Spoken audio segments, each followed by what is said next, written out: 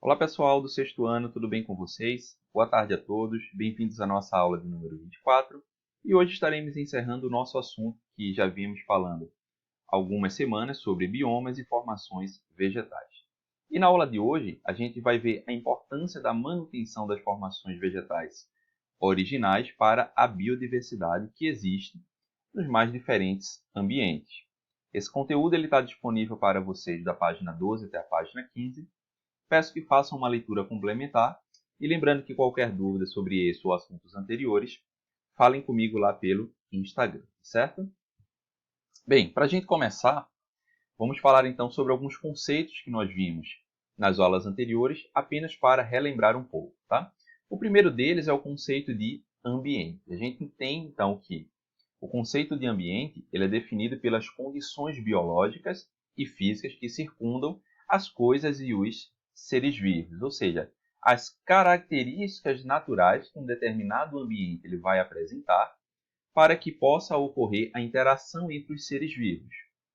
Como, por exemplo, a gente pode falar das questões de temperatura e de umidade daquele ambiente.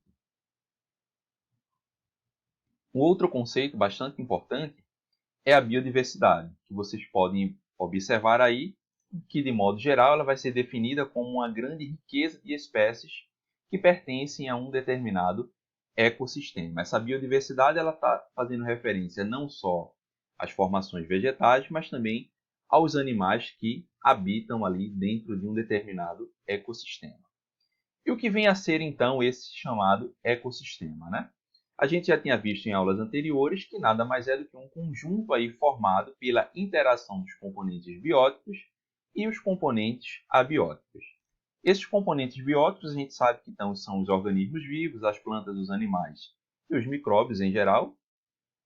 E os componentes abióticos são os elementos químicos e físicos, como por exemplo o ar, a água, o solo e os minerais. Então, ou seja, o conjunto de interação entre os seres vivos e esses elementos básicos é que formam o que a gente chama de ecossistema.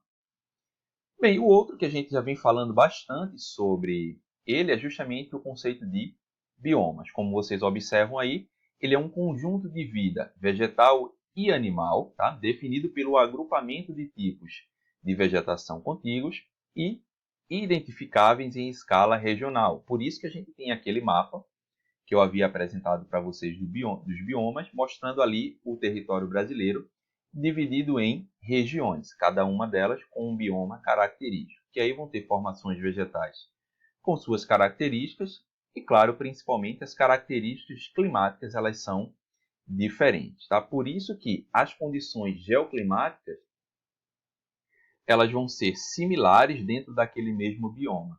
Mas com relação, se a gente compara um com o outro, a gente vai ver uma grande diferença. E é justamente essa diferença que proporciona que em diferentes biomas a gente tem uma grande biodiversidade de animais, né, de fauna e flora. Observem aqui os níveis de organização de um ecossistema. Tá? Então, nós vamos ter o organismo, representado aqui, a população, nós vamos ter uma comunidade. Dentro dessa comunidade, nós vamos ter, então, uma mudança para um ecossistema, como a gente já tinha visto anteriormente, que é a interação dos organismos vivos e das características que aquele ambiente apresenta. Nós temos, então, um bioma, que a gente pode definir, então, aí, dentro de cada bioma, a gente vai ter diferentes ecossistemas coexistindo uns com os outros. E nós temos, então, a chamada biosfera, né, que é uma das esferas que compõem o nosso planeta. A presença aí dos seres vivos interagindo com as outras esferas, como hidrosfera, litosfera e a atmosfera. Bem, bioma versus então ecossistema. É bastante comum que esses dois conceitos eles sejam confundidos um com o outro. Mas a gente precisa entender que quando a gente fala em bioma, a gente está considerando aí as características, principalmente físicas, que um determinado ambiente apresenta, sobretudo as características da vegetação que aquele local apresenta. Então, é a partir da caracterização vegetal que a gente define, então, um bioma. Já quando a gente pensa, então, sobre o ecossistema, como a gente já tinha falado anteriormente, nada mais é do que um conjunto ali de interação entre os componentes bióticos e os componentes abióticos. Tá? E, como eu tinha dito anteriormente, ó, observem aqui a fisionomia da área, principalmente da vegetação, que as interações que nela ocorrem. Então, o bioma ele é caracterizado muito mais pela forma que a vegetação apresenta do que pelo tipo de interação entre os organismos que existem ali naquele espaço. Tá? Já o ecossistema não, pelo contrário. Ele está muito mais ligado à interação que os seres vivos apresentam ali naquele ambiente do que com o tipo de vegetação que ele apresenta. Bem, como a gente tinha visto, é muito importante que haja a preservação da vegetação original. Por quê? A gente tem dentro desses conjuntos de vegetação, dentro desses biomas, a presença de diferentes ecossistemas que, consequentemente, vão apresentar uma grande biodiversidade. Tá? E essa biodiversidade que existe nesses ambientes, elas vão estar adaptadas às condições de solo e clima, aos cursos d'água e à vegetação, além de assegurar a sobrevivência dos mais variados conjuntos de ecossistemas do planeta. O que é que acontece? À medida que as vegetações originais elas são ameaçadas, a gente tem também uma grande ameaça à biodiversidade que existe ali naquele espaço. Por quê? A vegetação e os animais eles estão adaptados às características daquele ambiente. À medida que ocorre um processo de desmatamento, mesmo que parcial, interfere de forma significativa e retira o equilíbrio daquele ecossistema, daquela biodiversidade que ali existe, podendo levar até mesmo algumas espécies a um caso de extinção, principalmente espécies de animais. Então é justamente por esse motivo, para manter esse equilíbrio dentro dos ecossistemas e a manutenção dessa biodiversidade, que a vegetação original ela precisa então ser preservada. Uma das grandes consequências e um dos grandes impactos à vegetação original em todo o território brasileiro é o problema do desmatamento. Tá? Observem aí que os biomas brasileiros eles têm sido prejudicados constantemente pelas atividades humanas e também acabam ameaçando a biodiversidade que existe dentro deles. Então, a gente tem aí alguns exemplos que eu vou falar para vocês anteriormente que são bastante impactantes, né? Impactam de forma significativa os diferentes biomas brasileiros. Nessa imagem, a gente tem aqui um exemplo que mostra exatamente como ocorre a perda de biodiversidade dentro de uma área quando ela sofre o desmatamento. Nessa primeira coluna, a gente tem aqui uma floresta bastante densa, né, fechada, característica nessa imagem de uma floresta equatorial. E a gente tem uma grande diversidade de pássaros dentro dessa floresta, ou seja, quando a mata ela está intacta. Tá? Observem que, à medida que as atividades humanas elas vão ocorrendo e o processo de desmatamento ele vai começando a existir, a gente vai tendo uma diminuição na biodiversidade de pássaros que existem naquele determinado ambiente. Então percebam que o quanto impacta aí a retirada da cobertura vegetal original. Não é apenas a retirada da vegetação que é um problema, mas sim todo o impacto que ela traz para a biodiversidade que existe ali naquele espaço. Esse mapa ele é bastante interessante, ele mostra para a gente aqui, no mapa da esquerda, a vegetação original que recobria o território brasileiro, cada uma aqui representada por uma cor.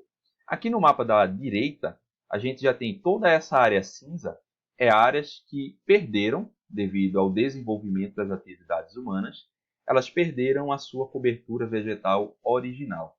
Observe quanto pouco sobrou da vegetação original no território brasileiro. A vegetação ainda que mais predomina e que ainda mais resiste por mais tempo, né, é a vegetação aqui da floresta amazônica. Tá? Então percebam que esse impacto do desmatamento ele é causado por diferentes atividades humanas, como por exemplo, atividades econômicas, como por exemplo a criação de gado, o aumento de áreas para pastagem do gado, a expansão da atividade agrícola e, claro, também o crescimento das cidades. sobretudo aqui nessa faixa litorânea, observem como houve uma grande perda da vegetação original ao longo do tempo. Por quê? Grande parte dos centros urbanos brasileiros encontram-se justamente nessa faixa do litoral. E claro que, para dar espaço a essas diferentes atividades humanas, ao longo do tempo, a vegetação original ela precisou ser retirada para dar espaço a outras atividades.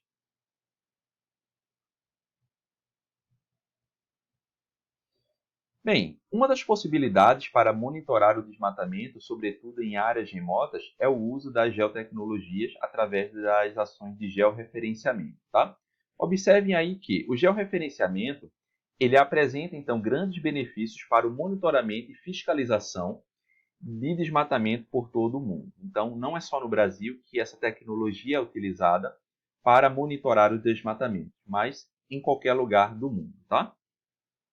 Essas imagens, elas são obtidas a partir de imagens de satélites que monitoram áreas, principalmente da floresta amazônica, em busca de áreas onde estejam ocorrendo, onde estejam avançando as atividades de desmatamento, tá?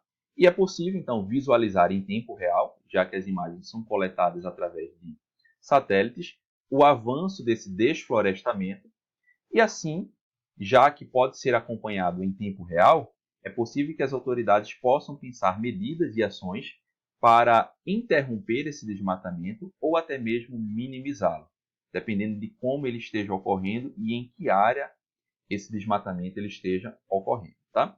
Então, essa tecnologia ela vai permitir aí a gente observar o recuo do desmatamento em todos os continentes, não só aqui no Brasil, não só no continente americano, tá? E dispor então de um mapa interativo que recolhe os dados de diferentes satélites, né, e conecta então os mapas virtuais do Google. Então, observem que não é apenas um satélite aí que está atuando no monitoramento de áreas que sofreram desmatamento, tá? É um conjunto de satélites que podem ter as suas imagens utilizadas justamente para fazer esse estudo e minimizar esses impactos do desmatamento. Tem esse QR Code que está mostrando aqui na tela.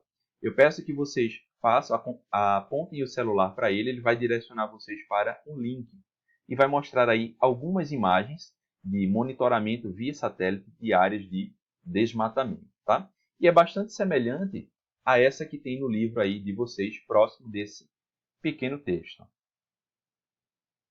Bem, pessoal, e para a gente finalizar, como hoje é a nossa última aula sobre esse assunto de biomas e formações vegetais, eu vou deixar um link aí abaixo para vocês desse vídeo que está falando aí no texto, que faz um grande resumo sobre os biomas brasileiros, tá? Peço que todos assistam o vídeo e, lembrando que qualquer dúvida sobre esse ou assuntos anteriores, falem comigo lá pelo Instagram.